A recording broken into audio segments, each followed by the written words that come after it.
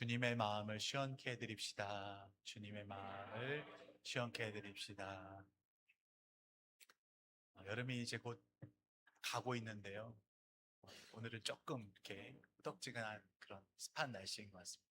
근데 교회는 굉장히 시원합니다. 아, 우리가 시원한 것처럼 주님께서도 우리를 보고 시원하실 줄 믿습니다. 오늘 말씀은 이사야서 26장인데요. 이사야서 말씀이 개인적으로 조금 힘들다 이런 생각을 해봅니다. 이사야서 말씀을 오랫동안에 우리가 많이 이렇게 묵상하고 또 나누게 될 텐데요. 이사야가 우시야 왕이 죽던 해에 부름을 받고 어, 이스라엘과 유다 땅이 열방 나라들에 의해서 심판을 받는 이런 상황들을 계속해서 말씀하고 있습니다. 그리고 오늘 이사야 24장에서 26장까지는 이 세상의 종말과 심판에 대해서 말씀을 하는데요. 심판을 받지만 그 가운데 하나님께서 남겨두신 자들, 남은 자들, 구원받는 자들이 부르는 노래, 부르는 찬송이라고 할 수 있습니다. 성가대가 찬양한 것처럼 하나님은 나의 반석이시다. 오늘 말씀도 영원한 반석이신 주님에 대해서 말씀을 드리려고 합니다. 24장에서 26장까지를 그래서 이사야서 속의 작은 묵시록이다라고도 부릅니다. 묵시록이라고 하면은 세상이 어떻게 망할 것인지 요한계시록 같은 그런 말씀들을 우리가 생각해 볼 수가 있는데요. 이 요한계시록과 이사야서 말씀이 굉장히 많이 비슷한 느낌이 좀 있습니다. 그래서 한번 살펴보면 이사야 24장 19절 20절 말씀을 한번 보시면 땅이 깨지고 깨지며 땅이 갈라지고 갈라지며 땅이 흔들리고 흔들리며 땅이 취한 자같이 비틀비틀하며 원두막같이 흔들리며 그 위에 죄악이 중함으로 떨어져서 다시는 일어나지 못하리라고 말씀합니다.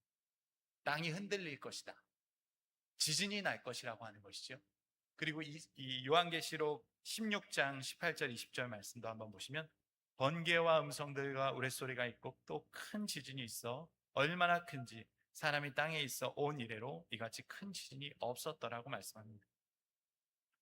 세상의 말세에 이러한 큰 지진이 유례 없는 대격변과 지진이 일어날 것이라고 말씀하고 있는 것입니다. 왜 하나님은 이 마지막 때에 하나님 창조하신 이 창조 세계를 다시 혼돈으로 다시 파괴하시고 깨트리시고 무너뜨리실까요? 그것은 바로 하나님의 백성들이 이 땅을 온전히 통치하지 못하고 이 땅을 파괴하는 주범이 되었기 때문입니다. 우리가 밟고 의존하며 털을 닦고 기반을 세우고 살아가는 이 땅을 우리가 온전하게 아름답게 갖고 가지 못하고 이것을 파괴하고 이것을 무너뜨리는 주범이 되었다는 것입니다. 여러분, 죄라고 하는 것은 인간관계, 하나님과의 관계도 무너뜨리지만 자연과의 관계도 무너뜨리는, 자연 질서를 파괴하게 만드는 것입니다.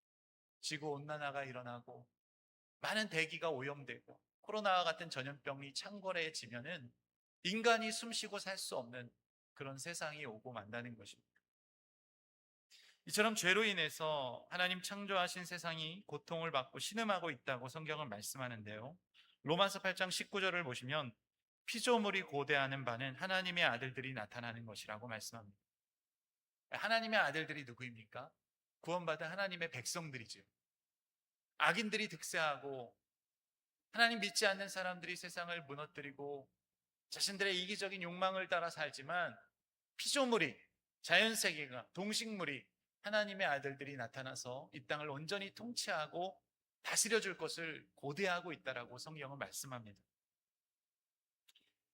여러분, 창세기에서요, 하나님이 선악과를 먹지 말라고 했지만 아담과 하와가 이 자연 질서를 어긴 거예요. 먹지 말라고 하는 그 선악과를 먹고 어떻게 됩니까? 에덴 동산에서 쫓겨나는 거예요. 광야를 살게 되었고 나그네가 되었고 종이 된 것이, 땅이 저주를 받아 엉겅퀴를 냈다라고 성경은 말씀합니다. 그러나 하나님은요, 우리를 너무나 사랑하셔서 약속의 땅, 가나안 땅으로 이스라엘 백성들을 이끄셨고 또 그곳에서 평화의 도시라고 하는 예루살렘을 주셨습니다. 지금도 마찬가지. 이 깨어진 땅에서 우리가 살고 있지만 하나님은 우리가 하나님 나라를 바라보게 하셨고 우리의 본향이 하나님 나라고 그 하나님 나라를 향하여서 이 땅을 사랑하는 하나님의 백성이 되게 하신 것입니다. 그러나 여전히 우리는 하나님을 배신할 때가 많고요. 하나님보다 죄를 더 사랑할 때가 많아요. 하나님은 심판하신다는 것이죠. 아이들하고 함께 집에서 있다 보면은 가끔 정신이 없다. 집을 다 그냥 확 그냥 쓸어버리고 싶다는 생각이 들 때가 있어요. 분명히 어제 청소했는데 여기는 막 장난감이 어지럽혀져 있고 저기는 막 머리카락부터 막 너무나도 정말 지저분할 때가 많아요. 그러면은 청소하기가 너무 귀찮아. 완전히 다 그냥 싹 갈아엎어버리고 싶다. 이런 생각을 할 때가 있습니다. 하나님께서도 어쩔 때는 그런 마음이 아닐까 생각이 듭니다. 땅의 기초가 흔들리고 견고한 성읍들이 무너진다. 그날은 해와 달도 빛을 잃을 것이다. 하지만 하나님께서는요, 이 땅을 심판하시지만 그 심판의 궁극적 목적은요, 이 땅을 회복하시기 위함입니다. 우리를 구원하시기 위함입니다. 하나님 통치하시는 하나님의 나라를 세울 것이라고 말씀하고 있습니다. 그 나라가 어떤 나라일까요? 오늘 본문 1절 말씀을 보시면 그날의 유다 땅에서 이 노래를 부르리라. 우리에게 견고한 성읍이 있으며 여호와께서 구원을 성벽과 외벽으로 삼으시리로다. 죄악의 도성이 무너지지만 하나님의 도성이 세워질 것이라고 말씀하고 있습니다. 주님께서도 내가 이 성전을 헐고 사흘 만에 다시 세우리라고 말씀하셨어요. 그래서 주님이 십자가에 죽으셨지만 사흘 만에 부활하실 것, 자기 육체를 가리켜 하신 말씀이죠. 그리고 이 부활하신 주님을 믿는 성도들은 교회를 이루게 됩니다. 주님이 세우시는 것이 무엇입니까? 교회죠. 교회를 통해 이 세상을 통치하시고 다스리신다는 거예요. 이 땅 하나님이 경영하시는 나라라고 하는 것입니다. 하나님의 백성들을 부르셔서 우리에게 대리 통치 역할을 맡겨주셨습니다. 마태복음 16장 18절 말씀에 보면 또 내가 내게 이르노니 너는 베드로라. 내가 이 반석 위에 내 교회를 세우리니 음부의 권세가 이기지 못하리라. 그것은 베드로에게만 주신 것이 아니에요. 예수님을 믿는 모든 성도에게 교회를 주셨습니다. 아무도 흔들 수가 없다. 무너뜨릴 수 없는 하나님 나라를 우리에게 주셨다는 거예요. 주님이 세우시는 교회는요, 반석 위에 세워진 교회입니다. 반석은 한 사람이 아니에요. 교황이 아니에요. 반석은 예수님의 신앙 고백하는 성도입니다. 이 성도의 신앙 고백 위에 아무도 흔들 자가 없는 하나님 나라를 세우시겠다는 것이죠. 아수르도 아니고 바벨론도 아니고 로마도 아니고 어떠한 나라도 다 무너지지만 하나님의 나라는 영원히 견고한 나라. 다윗에게 약속하시지 않았습니까? 내가 너에게 견고한 나라를 세우게 하겠다. 그러나 그 다윗의 나라는 무너졌어요. 하지만 하나님의 나라는 영원한 줄 믿습니다. 일제강점기 때 우리나라가 나라를 빼앗겼습니다. 그러나 하나님께서 우리에게 은혜 주셔서 대한독립 만세를 외치고 광복 81주년을 맞게 되었습니다. 나라를 잃은 사람들의 아픔이 얼마나 큽니까? 그러나 우리는요, 이 육체적인 어떤 눈에 보이는 광복만이 아니라 진정한 죄에서 해방되는 영적인 광복을 맞게 된 줄 믿습니다. 대한독립 만세만이 아니라 이제 예수님 만세를 외쳐야 되는 것이지. 우리가 하나님 나라를 살게 되었다는 것이. 이 땅에 우리가 살아가고 있는 이 나라는요, 평화로운 것 같지만 여전히 갈등이 있고 분쟁이 있습니다. 눈만 뜨면 사람만 보면 우리가 시비 걸고 싸우려고 하고 미워하고 나쁜 마음 갖는 것들 우리 안에 있지 않습니까? 그러나 하나님께서 우리 안에 오셔서 우리에게 만드시는 나라는요, 사랑과 기쁨과 은혜가 충만한 나라인 줄 믿으시기 바랍니다. 그래서 오늘 본문 2절에서 이렇게 말씀하고 있어요. 너희는 문들을 열고 신의를 지키는 의로운 나라가 들어오게 할지어다. 우리의 삶에도 고난과 핍박이 있고 어려움이 있고 죄가 있지만 이제는 예수님께서 우리의 삶에 들어오시면 우리의 삶에는 의로운 나라가 펼쳐진다는 것이, 사랑하게 되는 나라, 서로 화평한 나라, 나눠주고 베푸는 나라, 예수님처럼 그런 나라를 우리가 살게 된다는 것입니다. 구원의 성읍의 문을 열라고 하는 것입니다. 여러분, 전쟁 가운데 있는 이스라엘 나라나 다른 나라들은요, 굳게 문을 닫았을 거예요. 우리도 세상을 살면서 얼마나 마음의 문을 닫고 삽니까? 꼴 보기 싫은 사람 보기 싫다. 마음의 문을 닫는 거예요. 개인주의화 돼가고 있는 거예요. 그러나 하나님께서 우리에게 뭐라고 하십니까? 마음의 문을 열라고 하시는 거예요. 시편 24편 9절 10절 말씀에 문들아 너희 머리를 들지어다. 영원한 문들아 들릴지어다. 영광의 왕이 들어가시리로다. 영광의 왕이 누구시냐? 만군의 여호와께서 곧 영광의 왕이시로다. 왕이신 하나님은 우리에게 오셔서 우리를 군림하거나 우리를 지배하는 왕이 아니라 우리에게 평강을 주시고 겸손한 왕이 되어서 우리를 섬기시는 왕이라고 하는 것입니다. 그 왕 되신 하나님이 우리 삶의 왕으로 오시면 내 마음대로 사는 것이 아니라 주님 뜻대로 살게 되는 것이지. 내 마음대로 내 인생을 경영할 때는 아무것도 안 돼요. 하지만 주님이 왕 노릇하셔서 주님이 우리 삶을 경영하실 때는 모든 것이 하나님 뜻대로 아름답게 이루어지는 줄 믿습니다. 그래서 우리 주님을 영접해야 한다는 것이죠. 요한복음 1장 12절 말씀에 영접하는 자, 곧 그 이름을 믿는 자들에게는 하나님의 자녀가 되는 권세를 주셨다라고 말씀합니다. 예수님을 영접할 때 하나님의 자녀가 된다는 거예요. 요한계시록 3장 20절 말씀에도 볼지어다 내가 문 밖에 서서 두드리노니 누구든지 내 음성을 듣고 문을 열면 내가 그에게로 들어가 그와 더불어 먹고 그는 나와 더불어 먹으리라. 라오디게아 교회를 향해 말씀하시는 거지만 그래서 누구에게나 하는 말씀이에요. 문을 열라는 거예요. 예수님이 들어와서 함께 먹고 함께 살겠다라고 하시는 거예요. 우리의 마음의 빗장을 열고 주님을 영접하는 성도님들 되시길 소망합니다. 예수님을 우리가 잘 믿어야죠. 나의 구주로, 나의 왕으로, 내 삶의 주인으로 모시고 살아가면 어떠한 일들이 일어날까요? 본문 3절 말씀을 보겠습니다. 주께서 심지가 견고한 자를 평강하고 평강하도록 지키시리니 이는 그가 주를 신뢰함이니이다. 아멘. 심지가 견고하다는 것은 무엇입니까? 심지가 견고한 사람은요, 흔들리지 않는 사람이에요. 뚝심이 있는 사람이에요. 근데 이 심지가 견고하다는 것은 주님께 깊이 뿌리를 내리고 있다는 거예요. 믿음이 굳게 서 있다는 것입니다. 누가 와서 흔들어도 흔들지 않는다는 거예요. 어떠한 상황에 고난이 처해도 흔들리지 않는다는 거예요. 나는 죽어도 예수님 믿을 거야.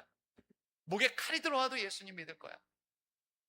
돈도 세상도 다른 누구도 신뢰할 수 없지만 오직 주님만을 사랑하겠다라고, 그런 사람에게 하나님은 평강을 주신다라고 말씀하고 있는 것입니다.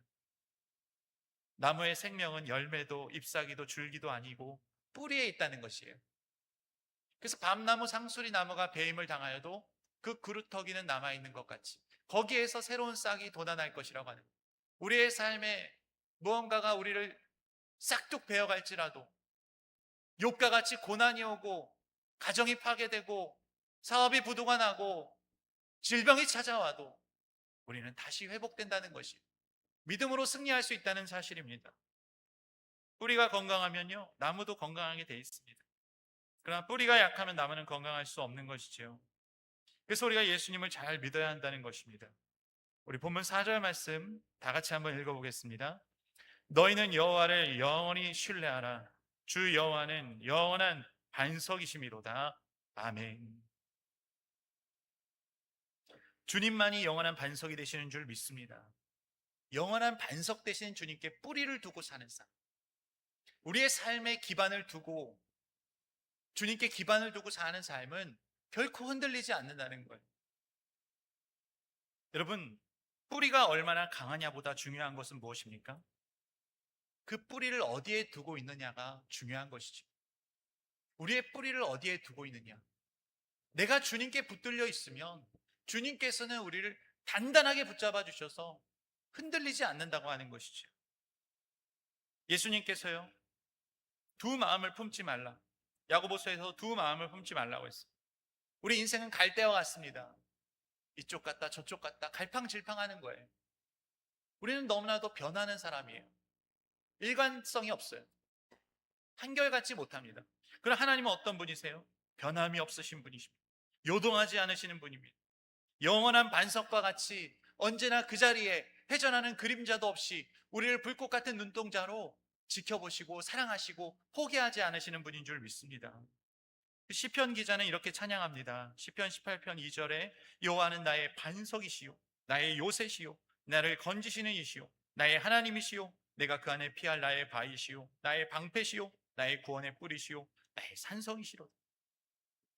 비슷한 것 같지만 하나님을 향하여서 이 시인이 얼마나 하나님을 신뢰하고 있는지 느껴지시지 않습니까? 또 시편 62편 6절에도 오직 그만이 나의 반석이시요 나의 구원이시요 나의 요새시니 내가 흔들리지 아니하리로다. 반석이라는 것은 흔들리지 않는 거예요. 예수님이 내 반석이 되어주시고 우리가 그 반석에서 굳게 서서 영원한 하나님 나라를 세워간다는 것입니다. 반석과 반대되는 것을 주님이 말씀하셨는데요, 마태복음 7장 24절 27절 보시면 그러므로 누구든지 나의 이 말을 듣고 행하는 자는 그 집을 반석 위에 지은 지혜로운 사람 같으리니 비가 내리고 창수가 나고 바람이 불어 그 집에 부딪히되 무너지지 아니하나니 이는 주추를 반석 위에 놓은 까닭이요 나의 이 말을 듣고 행하지 아니하는 자는 그 집을 모래 위에 지은 어리석은 사람 같으리니 비가 내리고 창수가 나고 바람이 불어 그 집에 부딪힘에 무너져 그 무너짐이 심하니라. 아멘. 여러분, 모래성을 쌓아보셨습니까? 금방 쌓을 수 있지만 파도 한번 불면 사라지는 게 모래성. 우리 인생도 마찬가지죠. 우리는 흙으로 하나님이 빚으셨다고 말씀. 영원할 것 같고 건강한 것 같지만 언젠가는 흙으로 돌아가는 연약한 질그릇과 같은 인생이라고 하는 것이지요.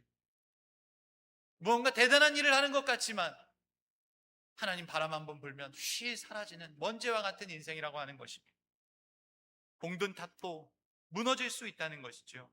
그리고 시편 127편 1절에는 여호와께서 집을 세우지 아니하시면 세우는 자의 수고가 헛되며 여호와께서 성을 지키지 아니하시면 파수꾼의 깨어 있음이 헛되도다라고 말씀합니다. 이스라엘도 다윗 시대에, 솔로몬 시대에 얼마나 부귀영화를 누렸는지 몰라요. 그러나 남과 북이 분열되잖아요. 수많은 왕들이 악을 행하잖아요. 그나마 믿었던 우시아 왕도 죽고 아하스 왕은 아수르를 의지하고 동맹하다가 결국 아수르에게 공격당하고 수많은 왕들이 잘못을 저지르는 거예요. 믿을 수 있는 나라가 아니라고 하는 것이지. 당시에 아수르나 바벨론 같은 강대국들도 하나님의 심판을 면할 수가 없었습니다. 다 사라지는 것. 제국이었던 나라들이 사라지는 것. 바벨론도 사라지는 것. 페르시아도 사라지는 것. 로마의 제국도 사라지는 거예요. 하나님의 나라만 영원한 반석이 되신다는 것입니다. 히브리서 12장 28절에는 그러므로 우리가 흔들리지 않는 나라를 받았은즉 은혜를 받자 이로 말미암아 경건함과 두려움으로 하나님을 기쁘시게 섬길지니 또는 감사하자라고 말씀하고 있습니다. 흔들리지 않는 나라를 우리가 받았다는 거예요.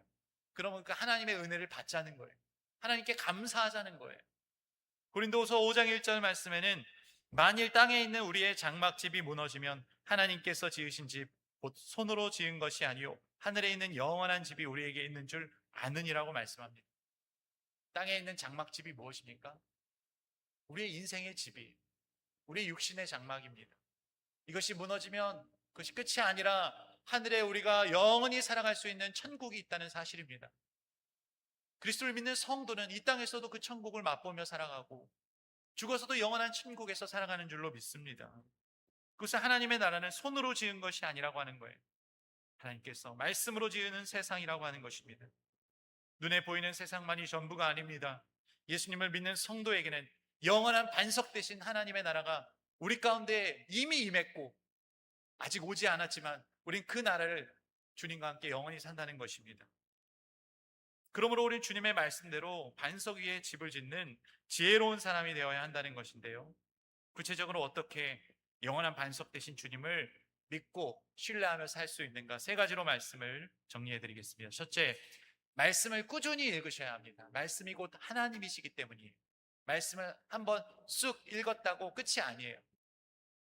말씀을 매일같이 읽어야 돼요. 하루 한 절만 읽으셔도 돼요. 10장 읽어도 되고 20장 읽어도 되고 1시간 읽어도 됩니다. 중요한 것은 꾸준히 읽어야 돼요. 왜? 말씀이 하나님이시기 때문에. 한 절 읽는데 여러분 1분도 안 걸립니다. 중요한 것은 이 말씀을 펴서 하나님의 말씀을 읽어보는 거예요. 얼마나 쉽습니까? 그럴 때 우리가 하나님의 말씀과 가까이 살아가는 것이지. 말씀은 지식이 아니에요. 오늘 좋은 말씀 들었어. 지식적으로 아는 것은 유익할 수 있지만 사실 그것으로 우리가 신앙을 가지고 산다는 것은 어렵습니다. 예수님께서요, 말씀이 육신이 되어 이 땅에 오셨다라고 했어요. 그 말씀이신 하나님께서 육신을 입고 이 땅에 오셨다는 것이 무엇을 의미합니까? 우리도 예수님처럼 말씀이 우리의 삶에 완전히 녹아서 체화되는 삶을 살아야 한다는 거예요. 성육신이라는 이 말은요, 신학적인 용어라서 좀 어렵죠. 인카네이션. 근데 이것은 사실 교육학 용어로도 쓰입니다. 눈높이 교육이라고 들어보셨죠? 어른들이 아이를 가르치기 위해서 아이의 눈높이에 맞춰주는 것처럼 하나님 우리를 너무 사랑하셔서 우리의 눈높이에 맞춰서 인간의 모습으로 오신 거예요. 그럼 우리도 이 땅을 살아갈 때 이 거룩한 말씀, 하나님의 말씀, 신적인 말씀을 우리의 인격 속으로 담아내려면 이것을 우리가 말씀을 하루에 한 절이라도 읽고 그 말씀을 우리가 깊이 소화해 내어야 한다는 것입니다. 오늘 본문 10절 말씀을 보면 악인은 은총을 입을지라도 의를 배우지 아니하며 정직한 자의 땅에서 불의를 행하고 여호와의 위엄을 돌아보지 않는다라고 말씀합니다. 악인은요, 심판을 당해도 말씀 듣지 않아요. 은혜를 입어도 말씀 듣지 않아요. 믿지 않아요. 그러나 하나님의 백성들은, 믿는 성도들은 어떻습니까? 평생 하나님의 말씀을 배우는 사람들이, 신학은, 성경은, 신앙생활은 졸업이 없어요. 평생 배워야 하는 것이죠. 날마다 말씀을 꾸준히 읽어야 하는 것입니다. 몸이 건강하기 위해 꾸준히 먹고 운동하는 것처럼 하나님 우리에게 일용할 양식을 주셨습니다. 그것이 말씀이에요. 매일같이 묵상하고 읽고 그 말씀으로 영원한 반석 되신 주님께 뿌리를 깊이 내리는 성도님들 되시길 소망합니다. 두 번째는 쉬지 말고 기도하셔야 됩니다. 어떻게 쉬지 않고 기도할까요? 이런 비유를 한번 들어보겠습니다. 핸드폰이 켜져 있지만 연결이 되어 있지 않으면 아무 쓸모가 없어요. 와이파이에 연결이 되어 있든 기지국에 연결이 되어 있든 해야 전화도 하고 인터넷도 할 수 있는 거예요. 우리가 하나님과 24시간 연결이 되어 있어야 된다는 거예요. 하나님께로 완전히 접속이 되어 있어야 한다는 거예요. 하나님이 말씀하시는 걸 들어야 되고 하나님께 또 어려울 때 기도하고 감사하고 찬양하는 삶을 살아야 한다는 거예요. 근데 기도는 영혼의 호흡이라고 했어요. 호흡기를 떼면 우리 죽는 거예요. 영적인 호흡, 이것은 결국 우리의 신앙의 힘이 되는 것입니다. 여러분, 잠언 6장에 보면 게으른 자여 개미에게서 지혜를 배우라고 말씀하는데요, 잠언 6장 9절 11절 말씀을 보면 게으른 자여 내가 어느 때까지 누워 있겠느냐, 내가 어느 때에 잠에 깨어 일어나겠느냐, 좀 더 자자, 좀 더 졸자, 손을 모으고 좀 더 누워 있자 하면 내 빈궁이 강도같이 오며 내 곰핍이 군사같이 이르리라 말씀하고 있습니다. 깨어 있으라고 하는 거예요. 여러분, 기도하는 성도는 깨어있는 성도가 되어야 하는 줄 믿습니다. 한국 교회는 특별히 다른 나라와는 달리 이 새벽 기도 문화가 자리 잡은 나라예요. 옛날에는 농경시대에는 새벽에 일어나서 기도하고 농사하고 이런 문화가 있기 때문에 아침 일찍 일어나잖아요. 지금도 시골에 가면 4시, 5시에 일어나는 분들 계세요, 어르신들은. 그러나 오늘 도시 문화는 그렇지 않기 때문에 새벽 기도하는 게 많이 어렵죠. 그러나 여러분, 우리는 세상 사람들과 같이 살아가는 것이 아니라 새벽을 깨우는 성도님들 되시길 소망합니다. 세상 사람들도 미라클 모닝이라고 아침 일찍 깨어서 부지런하게 사는데, 믿는 우리 그리스도인들이 일주일에 한 번이라도 새벽을 깨워서 기도한다면 하나님께서 우리에게 더 큰 은혜 주실 줄로 믿습니다. 내 집은 만민이 기도하는 집이라고 했는데 교회에 기도하는 성도들이 없다면 교회는 죽은 거나 다름이 없다는 것입니다. 기도는 성도의 기본값이라고 하는 것입니다. 오늘 본문 13절에도 여호와 우리 하나님이시여 주 외에 다른 주들이 우리를 관할하여 싸우나 우리는 주만 의지하고 주의 이름을 부르리이다. 16절 말씀에도 여호와여 그들이 환난 중에 주를 앙모하여 싸우며 주의 징벌이 그들에게 임할 때 그들이 간절히 주께 기도하였다라고 말씀하고 있습니다. 기도해야 한다는 거예요. 기도하지 않으면 주님께서 시험에 든다고 말씀하셨습니다. 무서운 심판의 때, 마지막 때에 많은 사람들이 하나님을 떠나가는 이 시대에 기도하는 하나님의 백성들, 기도하는 남은 자가 되어서 하나님의 나라를 살아가는 성도님들 되시기를 소망합니다. 마지막 세 번째는 노력과 의지가 아니라 은혜를 사모하셔야 됩니다. 여러분, 기독교라고 하는 종교는요, 우리의 열심으로, 우리의 의지나 결단으로 천국 가는 것이 아니죠. 다른 종교들은 나의 어떤 선행이나 나의 어떤 도를 닦고 수행을 하면서 종교로 내가 어떠한 깨달음을 얻는다라고 할 수 있겠지만, 기독교는 하나님이 이 땅에 내려오신 종교예요. 무슨 말입니까?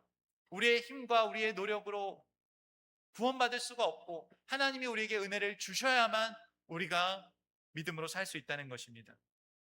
앞에서 제가 말씀을 읽고 기도하는 삶을 말씀드렸지만, 여러분, 분주한 삶에서 솔직히 잘 실천되지 않잖아요.